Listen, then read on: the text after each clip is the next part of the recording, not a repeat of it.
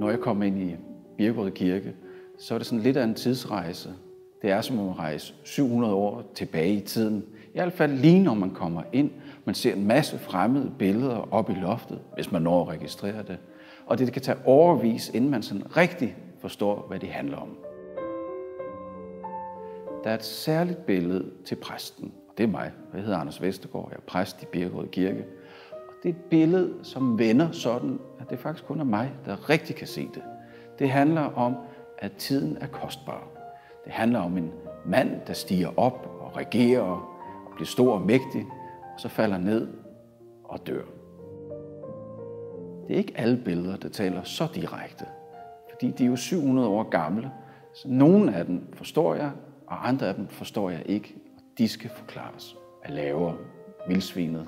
Hvad laver elefanten? Hvad laver ravnen? Hvad laver slangen? Sådan noget kan man se på, og det kan hjælpe os til at forstå, hvordan folk de levede for 700 år siden, dengang de her malerier blev lavet.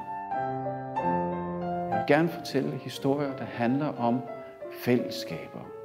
Fællesskaber, der lykkedes, når Gud ville være med, og fællesskaber, som ikke lykkedes, når Gud ikke vil være med. Det er historien om Adam og Eva, æblet og slangen. Kain og Abel, som vi også har her, er en anden historie om noget, der ikke lykkes. Og så er der også historien om den sidste nadver, også som et kalkmaleri. Den kan vi også få forklaret, og den kan åbne for, at vi kan tale om, hvordan vi har det mellem søskende.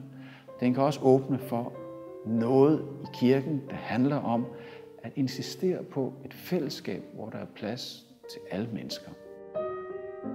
Billederne kan minde os om noget, som vi godt ved, fordi vi jo også har bibelhistorie. Vi kender jo godt de gamle historier, sådan som de gjorde det for 700 år siden.